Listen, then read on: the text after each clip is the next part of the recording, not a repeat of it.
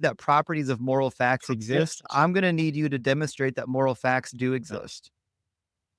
I think at that point, he's probably just trying to consternate the guy, you know? And I think he probably ran out of things to say here, DZ. And so he's like, I need you to jump through those hoops. And I need you to do this for me first before I continue. This is a common tactic for atheists, you guys. They will say that, unless you can jump through this hoop, unless you can perform this trick for me, you're an idiot and you can't keep talking to me. Like prove to me. And you'll see this again in this exact same video. Like Justin will, even though they're having a discussion about moral facts here, he'll bring up certain scriptures and, stuff like that. So, which is a theological discussion, not philosophical or moral discussion, but it is what it is. But you'll see this all the time. It's like, I now want to throw a hurdle in your way, and so I can make you stumble, right? Back to the title of this video. How to make an atheist happy? Well, this is right out of the playbook of an atheist. Like, I will make my opponent look like an idiot so that I look better. I mean, you don't need to do that. I think the arguments can do that themselves. You don't need to make somebody blow up. Properties of moral facts. You can't say that moral facts exist because there are properties of moral facts. You can't use the properties of moral facts to claim that morals exist. That's circular. It's begging the question.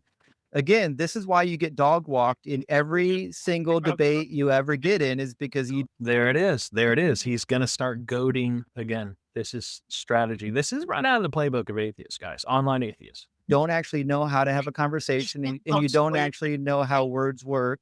And I cooked you on slavery. Dr. Josh cooked you on slavery. You've got cooked on slavery every single time that you've engaged in the conversation. And it always ends in you crashing out. Now he's just talking over him, not letting him talk. Obviously, Praise is losing his cool here, so he's not making a great look for himself either. But I hate to interrupt the drama, but let's back up a little bit. Cooked you on slavery. You've got cooked on slavery every single time that you've engaged in the conversation. And it always ends in you crashing out like an infant. And you're doing it right now. He's crashing out right now. Go ahead and crash out. Let everyone know. That tone, man, that tone. And you're doing it right now. Right there. And you're doing it right now. Like he knows what he's doing. Justin knows what he's doing. He's picking at him. He's picking at him. This is exactly out of the playbook of atheists. Like, here's the thing with atheists, and you'll see Praise's reaction here, which is not good, right? What atheists will do is they will pick and pick and pick, right? A Christian, because of his position as a Christian, can't do that. At least not consistently as a Christian. I mean, sure, it's possible, but they shouldn't be doing that, right? Because they've got these morals to uphold. But an atheist, I mean, they might have personal morals, but everybody knows how much they hate Christians. So it's almost like a person hating on a white supremacist. Like, that's a fair target because, those people are evil. They're terrible. We can talk crap about them as much as we want because they're so terrible. We can dehumanize them. We can make fun of them. We can poke at them. We can goad them. And you lose sight of the human. So this is exactly what he's doing. And then as a result of this, you see atheists doing this. And then you see Christians, when they lose their cool, which you'll see here, then atheists get delighted. They're like, I knew it all along. You were a hypocrite. You were just a faker. You're not a true believer. And by the way, you're not a good representative of Christianity. And so Christianity is false. I mean, that's a terrible argument, obviously, because somebody can be a terrible representative of something that's true. So this is not, but it's right out of the playbook. I mean, it's another terrible argument. It's the idea that let's just goad them until they break. I mean, it makes you wonder, like, why do they do this? Do they not have good arguments? Do atheists not have good arguments? If atheists had really good arguments, they would not engage in this really childish behavior. If atheists had good arguments, they also wouldn't do what he was doing earlier, which was prove it. Here's another stumbling block right here. Prove it. I'm not going forward in our conversation until you prove it. It's like this childish behavior in both cases. I mean, and DZ Justin here, he's done it so long that he's not even getting that emotionally heated about it. He's just chill. As someone, I'll pin the comment here, right here. Journey to Sainthood says that calmness is unnerving. Yeah, I agree. Yeah, he's so calm about it. I'm not going to make any speculations about anything about his psychology here. I'm just pointing out the idea that calmness means he's done it a lot. He's very well practiced. And somebody says here, right here, Justin's shtick is making fools of Christians. It's what he does, and he does it well. I think we can see that. He's very well practiced about this. Every single time that you've engaged in the conversation, and it always ends in you crashing out like an infant, and you're doing it right now. He's crashing out right now. Go ahead and crash out. Let everyone know what kind of a person you are. That right there, man. Like he's a jerk to say that, but Praise is a fool to take that bait of an invitation. Hey, Justin, I'm going to read a quote from a ancient Near East scholar, Michael Lefebvre. And Justin here, DZ, I misremembered when this happens, when Praise like absolutely loses his cool. Justin, as you can see here, is not very satisfied with his reaction, so he's going to keep goading him. Watch. The general it's crazy that we're talking about moral facts, and now you want to pivot to slavery because you're getting cooked on moral facts, right? So that was an okay thing to say. Excuse me, with some qualifications here, right? So Justin, first of all, shouldn't have cut him off. That he knew what he was doing. He shouldn't have done that. He was being a jerk.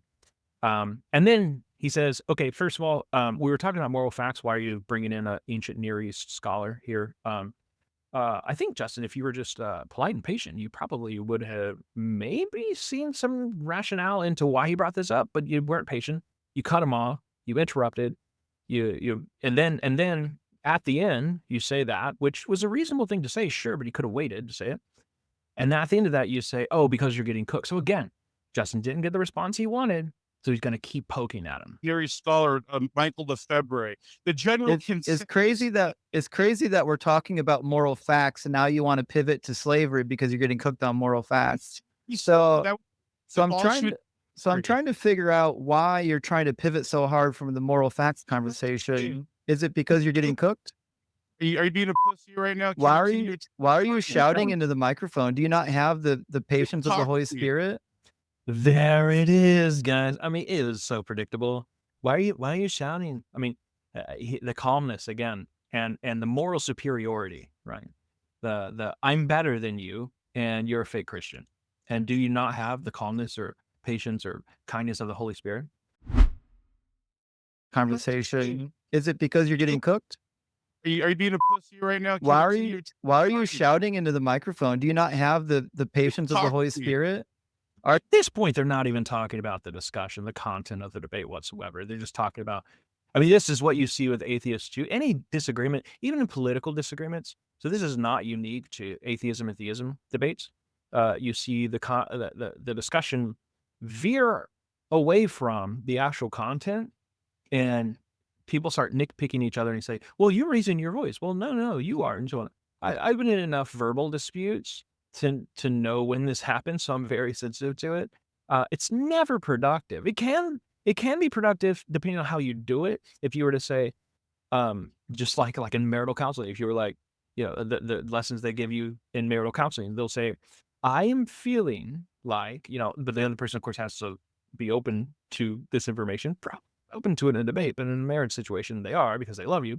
But I am feeling like I'm being yelled at. You don't want to put you language in that. And so that's very good, helpful way to proceed, but that's not what he's doing. He's not framing it like that or any other similar ways. He's just saying, you're yelling, I'm better than you. Why are you shouting into the microphone? Do you not have the patience of the Holy Spirit?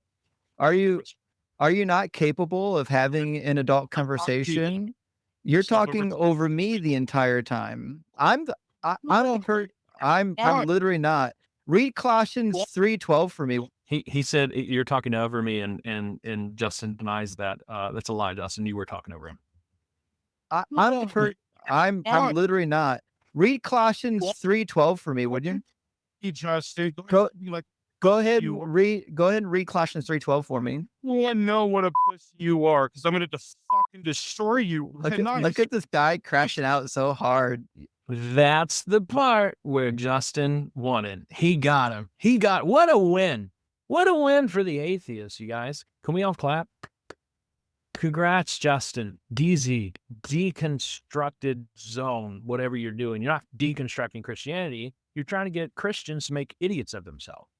You're trying to get Christians to be angry at you, to show that on camera.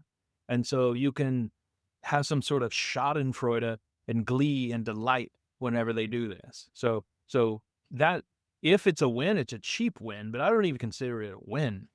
Every time you make these crazy claims, you're just digging your hole deeper and deeper. I'll read it for you. Colossians 3:2 says, or 3:12, therefore, as God's chosen ones, holy and beloved, clothe yourselves with compassion, kindness, humility, meekness, and patience. Do you think that you're clothing yourself right now with compassion, kindness, humility, meekness, and patience? Righteous indignation. That's what it is. You're Oh, evil show me people. where that's in the Bible. Jesus called other Pharisees. He rebuked them. Oh, Called them are you devils. Jesus? There it is, right there. So he calls out the fruits of the Spirit, Colossians 12 or 3:12, and then again he's just goading him. Here's the book that you live by, and you're not living by it. So you're such a hypocrite, and you're a bad person, and I'm better than you. This moral superiority. And then for whatever reason, praise I am, it replies with righteous indignation. Now let's break this down and analyze it. We'll get to what Jesus did in the temple, which is what he's referring to in all that. But righteous indignation is a real thing, and it's the idea that you can be angry, but you can be angry in a good way. Okay, that's not what we're seeing here with praise I am. He's getting angry in a bad way, obviously. I mean, even my son, who's 11, can see that. I mean, I don't know if I'm saying he could see it. He hasn't watched this video. I don't know if I'd show it to him. But even my son can see that that's not a great way to be angry. Righteous anger is directed towards injustice. I mean, I think there's some maybe drop an element of righteous anger here coming from praise I am. But because it is out of control, it is no longer righteous. I can feel the Pharisees. He rebuked them. Called them are you devils. Jesus? And then, of course, this move as an atheist. This is more goading, more, but you're not Jesus, so you can't use an example of Jesus in the Bible. Like, what do you expect Christians to do, man? Like, even if you're not a Christian, if you're like, if you think of Jesus as a moral religious teacher, and you think of him just as a moral exemplar, somebody who exemplifies morality and somebody who we should emulate and follow in being a good example of morality, right? Then yeah, I don't have to be him in order to follow him. Same thing with Buddha, same thing with Gandhi or Dalai Lama or something like that. Like, so just because I'm not those people or as good as those people, the reason why I'm following those people is because I'm not as good as them. So even on an atheistic account, this shouldn't be a problem. Like, oh, well, you Jesus, you can't do what Jesus said because you're not Jesus. That's just ridiculous. Like I said, I will point out when the things that either of them say is fair and when they say something that's terrible. In this case, he has been fair for, not a lot of this because he's been a jerk to the other guy. But in some of the philosophical points he was making, he was very fair. In this case, really unfair. There's a really stupid point to make.